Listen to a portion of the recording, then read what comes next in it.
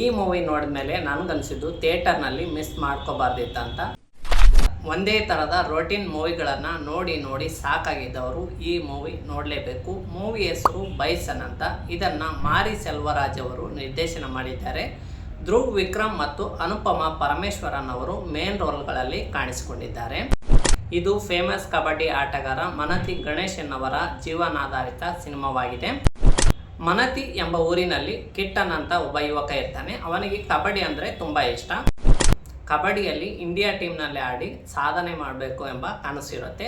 ಆದರೆ ಅವನ ಊರಿನಲ್ಲಿ ಮಾತ್ರ ಯಾವಾಗಲೂ ನಾನು ಹೆಚ್ಚು ನೀನು ಹೆಚ್ಚು ಎಂಬ ಜಾತಿಯ ಗಲಾಟೆಗಳು ನಡೀತಾ ಇರ್ತವೆ. ಊರಿನ ಗಲಾಟೆ ಮತ್ತು ತಾರತಮ್ಯದ ನಡುವೆ ಕಿಟ್ಟನ್ ತನ್ನ ಕನಸು ನನಸು ಮಾಡಿಕೊಳ್ಳಲು ಯಾವ ರೀತಿಯಲ್ಲಿ ಹೋರಾಟ ಮಾಡ್ತಾನೆ ಎನ್ನುವುದನ್ನು ಸಿನಿಮಾದಲ್ಲೇ ನೋಡಬೇಕು. ಈ ಸಿನಿಮಾ ಮೇಲ್ನೋಟಕ್ಕೆ ಒಂದು ಸ್ಪೋರ್ಟ್ಸ್ ಆ್ಯಕ್ಷನ್ ಸಿನಿಮಾದಂತೆ ಕಾಣುತ್ತೆ.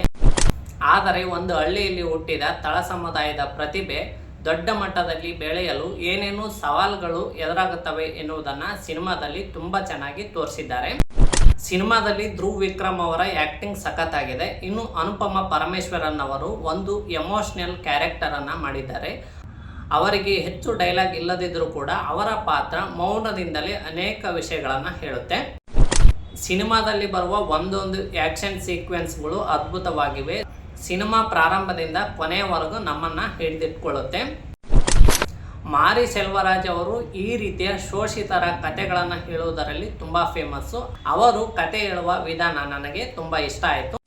ಈ ಸಿನಿಮಾ ನೆಟ್ಫ್ಲಿಕ್ಸ್ನಲ್ಲಿ ಕನ್ನಡದಲ್ಲಿಯೂ ಸ್ಟ್ರೀಮಿಂಗ್ ಆಗ್ತಾ ಇದೆ. ನಿಮಗೇನಾದರೂ ಲಿಂಕ್ ಬೇಕಾಗಿದ್ದರೆ ಬೈಸನ್ ಅಂತ ಕಮೆಂಟ್ ಮಾಡಿ, ಡೈರೆಕ್ಟ್ ಆಗಿ ನಾನು ನಿಮಗೆ ಲಿಂಕನ್ನು ಶೇರ್ ಮಾಡ್ತೇನೆ.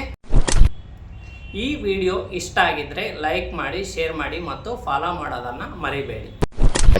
ಮತ್ತೆ ಭೇಟಿಯಾಗೋಣ. ನಮಸ್ಕಾರ.